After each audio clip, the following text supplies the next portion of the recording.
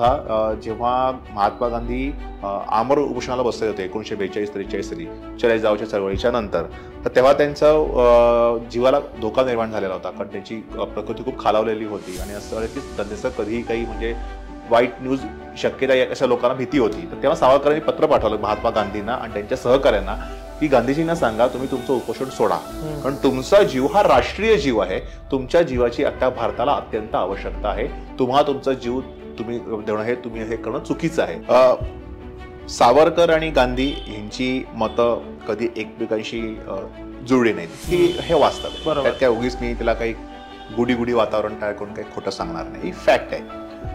सावरकर हे सशस्त्र क्रांतीचे पुरस्कर्ते होते, क्रांतिकारकांचे मुकुटमणी होते.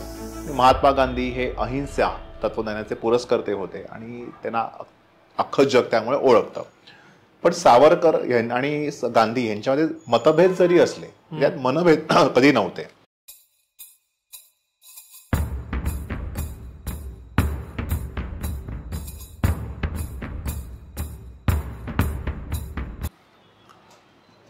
तर मित्रांनो, आता आपण जरा वेगळ्या गोष्टींबद्दल चर्चा करणार आहोत. एक आम्हाला म्हणजे ॲज अ सावरकरांच्या जेव्हा आम्ही गोष्टी वाचतो तेव्हा एक जाणवतं, तुम्ही सांगा की ते बरोबर आहे की नाही, की सावरकर आणि गांधीजी एकतर यांच्या पद्धती वेगवेगळ्या होत्या आणि असं या ज्या सिरीज वेब सिरीज आत्ता येत आहेत किंवा चित्रपट येत आहेत त्यातून असं दिसतं की ते एकमेकांचे विरोधी होते किंवा त्यांना एकमेकांचं पटायचं नाही. तर तुम्हाला काय वाटतं की त्यांच्यात नातं कसं होतं किंवा ते एकमेकांना विरोधी समजायचे का? सावरकर आणि गांधी यांची मतं कधी एकमेकांशी जुळली नाहीत, हे वास्तव आहे. त्यात काय उगीच मी त्याला काही गुडी वातावरण तयार करून काही खोटं सांगणार नाही, ही फॅक्ट आहे. सावरकर हे सशस्त्र क्रांतीचे पुरस्कर्ते होते, क्रांतिकारकांचे मुकुटमणी होते. महात्मा गांधी हे अहिंसा तत्वज्ञानाचे पुरस्कर्ते होते आणि त्यांना अख्खं जग त्यामुळे ओळखतं. पण सावरकर आणि गांधी यांच्यामध्ये मतभेद जरी असले, त्यात मनभेद कधी नव्हते. लंडनमध्ये सावरकरांची आणि गांधींची पहिली भेट झाली तेव्हा गांधी नंतर जेव्हा ते लोकप्रिय आहेत ते काही खूप लोकप्रिय नेते तेव्हा ते नव्हते, पण एक दक्षिण आफ्रिकेमध्ये त्यांनी खूप मोठं काम केलं होतं हे त्यांचं नक्कीच त्यांना बरीच लोक त्यांना ओळखायची. फक्त अखिल भारतीय लेवलला त्यांची नंतर जी ओळख झाली 1920 सालानंतर, तेव्हा फक्त त्यांची तेवढी ओळख नव्हती. पण तरीही एक चांगले मोठे नेते म्हणून महात्मा गांधींना सावरकरांनी, ते लंडनमध्ये काही कामानिमित्त आलेले होते महात्मा गांधी, त्यांनी सांगितलं की आम्ही इथे विजयादशमीचा उत्सव साजरा करणार आहोत लंडनमध्ये भारतीय लोकांना एकत्र करून, तर त्याचं अध्यक्षपद कार्यक्रमाचं आम्हाला तुम्हाला द्यायचंय.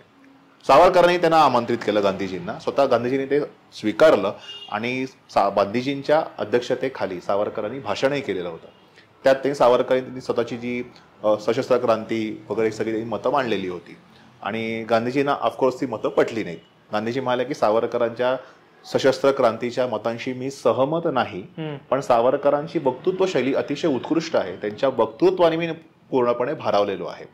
आणि अर्थात त्यांनी कौतुक केलं, असहमती पण दर्शवली. नंतर जेव्हा तिकडून ते दक्षिण आफ्रिकेतनं आपलं लंडनमध्ये जेव्हा ते दक्षिण आफ्रिकेमध्ये गेले जहाजाने, तिथे जहाजावर त्यांनी पुस्तक लिहिलं हिंद स्वराज, आणि त्यात त्यांनी उल्लेख केलेला आहे की मारो काटोका पंथ, ह्याच्यातले काही लोकांना मी लंडनमध्ये भेटलो, तर ते मारो काटोका पंथाले लोक म्हणजे सावरकर आणि त्यांची प्रभावळ, हा त्यांचा उल्लेख सगळ्या जगाला माहिती येते.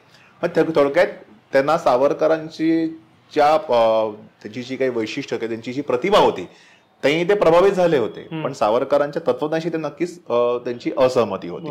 आणि सेम सावरकरांच्या गांधींच्या तत्वज्ञानाविषयीशी त्याची असहमती होती. पण गांधीजींचं जे एक व्यक्तिमत्व होतं प्रभावशाली, की मास लोकांना एकदम खेचून घेणं सगळ्या लढ्यामध्ये, ते सावरकर प्रभावित होते. नंतर त्यांची भेट झाली रत्नागिरीमध्ये असताना. महात्मा गांधी त्यांच्या काही काँग्रेसच्या कामासाठी रत्नागिरीत आले होते, तेव्हा सावरकर ते स्थानबद्ध होते आणि ते गांधीजींना भेटायला गेले. गांधीजी सावरकरांना भेटायला गेले आणि त्यांनी पहिलं बंधन केलं सावरकरांच्या पत्नीला, माई सावरकरांना, तुमच्या पतीने जितकं भोगलेलं आहे त्याच्याहून जास्त त्याग तुमचा आहे, कारण तुम्हाला अख्ख्या समाजाने बहिष्कृत केलं होतं. तुमचे दोन्ही दीर आणि पती हे सगळे तेव्हा जेलमध्ये होते आणि तुम्ही तुमच्या बहिणींनी खूप भोगलं आहे. तिथे त्यांची चर्चा झाली सावरकरांची गांधी, तिथे त्यांच्यामध्ये बऱ्यापैकी मतभेद झाले, पटलंच नाही एकमेकांशी, आणि नंतर तिथून मग त्यांनी चर्चा संपवली. पण त्यानंतर म्हणजे अगदी बारडोली सत्याग्रह असून दे, मिठा सत्याग्रह असून दे, या याच्यामध्ये सावरकरांनी सत्याग्रहामध्ये त्यांचं जे सत्याग्रहाची कारणं जी होती त्याच्याने सावरकरांची पूर्ण सहमती होती की तुम्ही सत्याग्रह करताय, मला पूर्णपणे मान्य आहे. सशस्त्र क्रांतीचा जरी मी पुरस्कर्ता जरी असलो तरी कुठे क्रांती हातावर शस्त्र घेऊन काम करायचं आणि कुठे नॉन व्हायलेंटली काम करायचं हे मला माहिती आहे. त्यामुळे बारडोली सत्याग्रह, मिठा सत्याग्रह याच्यामध्ये सावरकरांनी त्याला पाठिंबा दिलेला होता. इतकंच नाही तर मिठा सत्याग्रहामधले जे काही सत्याग्रही होते, ज्या रत्नागिरीमध्ये आलेले होते, तर त्यांच्या सहभोजनाचा कार्यक्रम थोडक्यात स्पॉन्सर करणं हे सावरकरांनी केलेलं होतं, त्यांचा आदर केलेला होता. इतकंच नाही, स्वतः क्रांतिकारकांचे मुकुटमणी असणाऱ्या सावरकरांनी 1938-39 साली भागानगरचा निशस्त्र प्रतिकाराचा लढा, म्हणजे जो कम्प्लिटली नॉन व्हायलेंट लढा होता, निशस्त्र प्रतिकार जो होता, तो लढा सावरकरांनी लीड केलेला होता आणि तो त्यांनी यशस्वी करून दाखवलेला होता. तो सत्याग्रह त्या भागानगर म्हणजे हैदराबादच्या निजामाच्या विरुद्ध होता. तिथे हिंदूंना संस्थानात काही त्यांना अधिकार मिळत नव्हते, तर त्यांना ते अधिकार मिळवून देण्यासाठी त्यांनी लढा उभारला. त्यांनी इकडे सत्याग्रही पाठवले महाराष्ट्रातनं किंवा अख्ख्या भारतातनं वगैरे, आणि त्यानंतर मग त्यांच्या ज्या काही मागण्या होत्या तिकडच्या त्यांच्या त्या निजामाच्या सहाय्यकांनी त्यानंतर मान्य केला आणि त्यांचा तो अंशतः का होईना त्यांचा लढा तो यशस्वी झाला. म्हणजे सावरकरांना अहिंसेचं वावडं नव्हतं. कधी कुठे केव्हाशी कुठला लढा घ्यायचा ह्याचं फक्त जे एक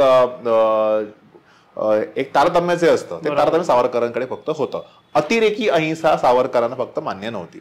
सेम जसं मगाशी म्हणालो की गांधीजींनी सावरकरांच्या सुटकेसाठी अग्रलेख लिहिला होता, मगाशी मी सांगितलं होतं 1921चा यंग इंडियामध्ये.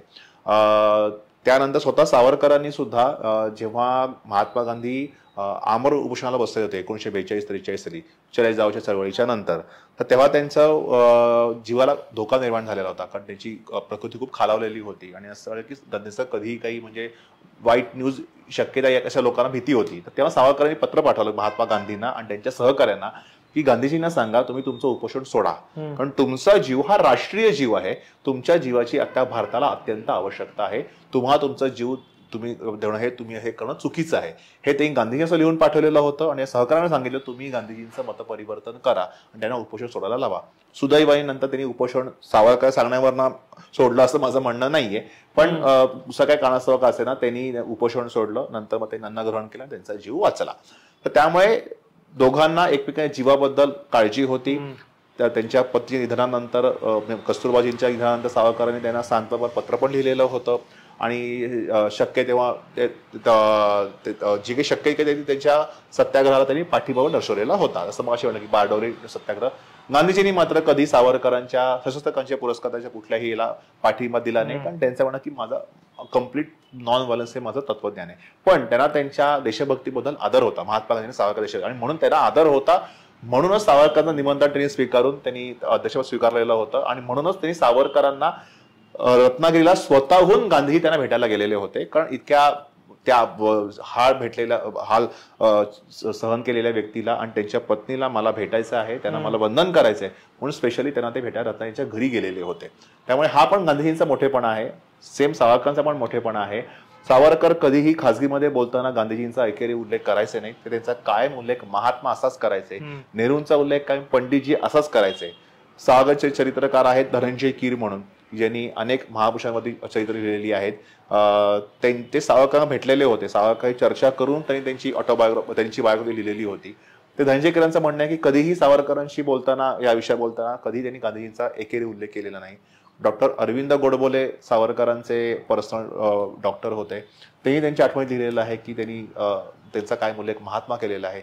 माझे काका बनाजोग यांनी पण ते सावरकरांच्या बरेच जवळ होते, त्यांचं घर सावरकरांच्या घरासमोरच होतं. ते पण म्हणाले की कधीच सावरकरांनी त्यांचा कधी एकेरी उल्लेख केला नाही, कायम आदराने आणि त्यांचा महात्मा असाच त्यांनी त्यांचा उल्लेख केलेला आहे. तर यातून दिसून येतं की दोघांमध्ये मतभेद 100% होते.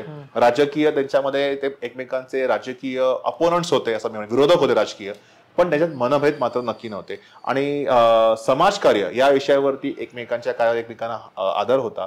रत्नागिरी त्यांनी चर्चा केलेली होती, त्या स्वतः गांधीजी ओपनली म्हणाले की तुम्ही जे महान कार्य करताय समाजकार्य ते खूपच प्रशंसनीय आहे, असं स्वतः त्यांनी सावरकरांचं कौतुक केलेलं होतं. तर त्यामुळे मतभेद नक्की होते, पण मात्र मनभेद 100% अजिबात नव्हते. म्हणजे तसं तुम्ही म्हणलात की दोघांच्याही पद्धती वेगळ्या असल्या कारणामुळे काही मतभेद असतील, पण दोघांनी कधीही एकमेकांचा अपमान म्हणजे किंवा कुठल्याही कमी भाषेत किंवा आपण जसं म्हणतो एकेरी भाषेत त्यांचा उल्लेख केला नाही. त्यामुळे आपण असंही म्हणू शकतो की सावरकरांचे आणि त्यांचे जे काही मतभेद असतील ते जर सोडले तर त्यांच्यामध्ये कुठलाही असा विरोध नव्हता किंवा एकमेकांबद्दल साठी वाईट भावना नव्हती. दोघांचंही उद्दिष्ट एकच होतं की भारताला किंवा एक स्वतंत्र भारत आपल्याला तयार करायचा आहे. बरोबर. आणि त्यासाठी आपल्याला जे जे करता येईल ते आपण केलं पाहिजे. तर आता या एपिसोडमध्ये आपण थांबणार आहोत, कारण आपण बरीच चर्चा केली आणि बऱ्याच गोष्टींबद्दल आपण जाणून घेतलं आणि सावरकरांबद्दल जे जे गैरसमज असतील ते आपण थोडे का होईना आपण प्रयत्न केला की त्याच्याबद्दल तुम्हालाही कळावं की नक्की सिच्युएशन काय होती. तर धन्यवाद हा एपिसोड बघितल्याबद्दल, आणि कसा वाटला ते नक्की कळवा.